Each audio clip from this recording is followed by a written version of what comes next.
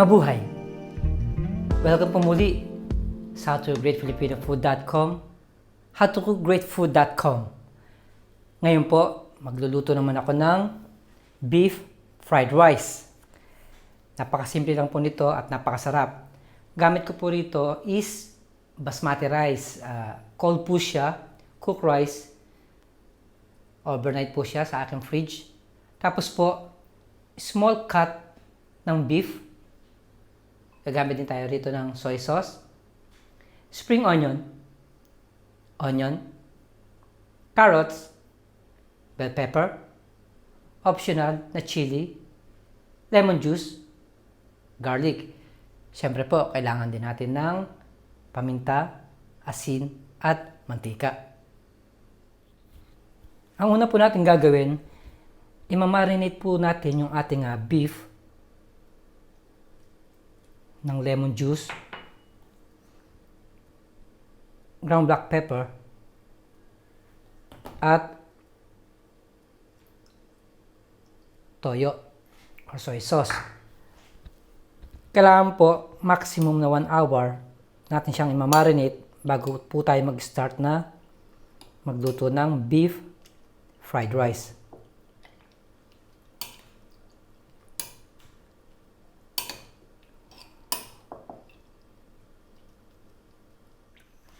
Mag-i-start na po tayo. Nagpapainit na po ako ng aking wok. Naglalagay tayo ng konting mantika. Yung akin pong beef, dinirain ko siya. At yung kanya pong marinade, diniscard ko na siya. Hindi na natin kailangan yon. So ngayon,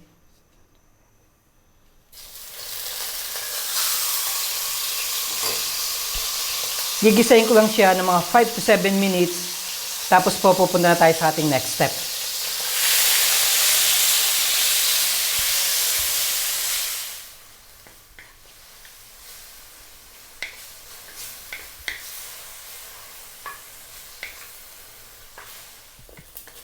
Ngayon po okay na po yung ating beef. Maganda po yung kanyang pagkakaluto.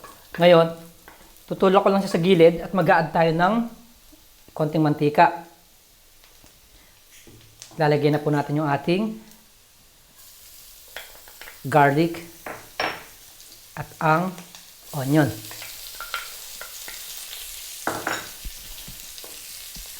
So, gigisahin ko lang siya sandali.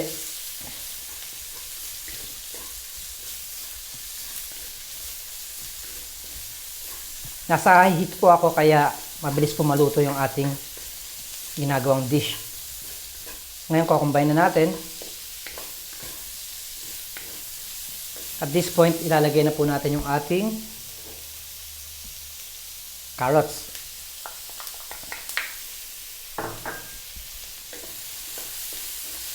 So again, haluin lang natin sandali.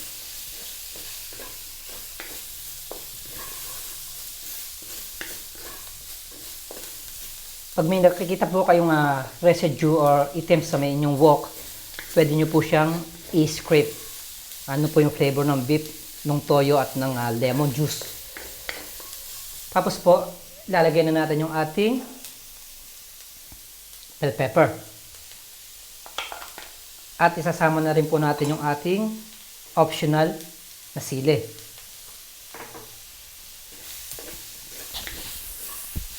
Lulutuin ko lang siya siguro ng mga 1 minuto dahil matigas pa yung ating carrots. Pagkatapos po, panghuli, ilalagay na po natin yung ating cooked rice. Okay na po yung ating vegetables. Lalagay na po natin yung ating kanin.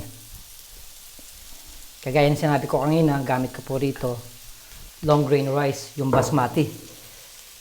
Sasabay na rin po natin yung ating dahon ng sibuyas or spring onion. Mag-a-add tayo ng asin at paminta.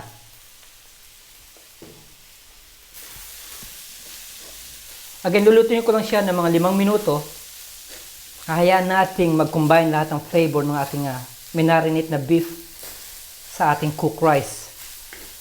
Pagkatapos po nun, pwede na po siya for plating.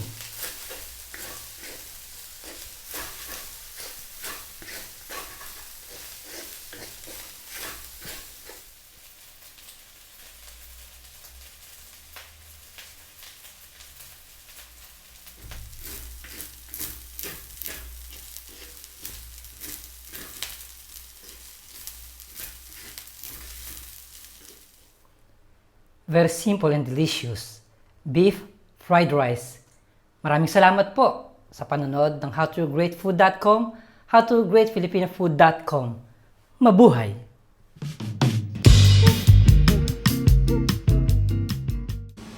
Hi, kumusta po?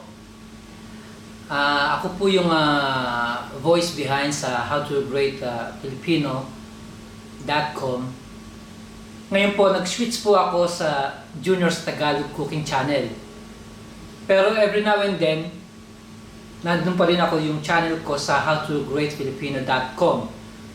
Ngayon, sa bawat video po, ilalagay ko po yung link sa umpisa at sa huli ng aking video.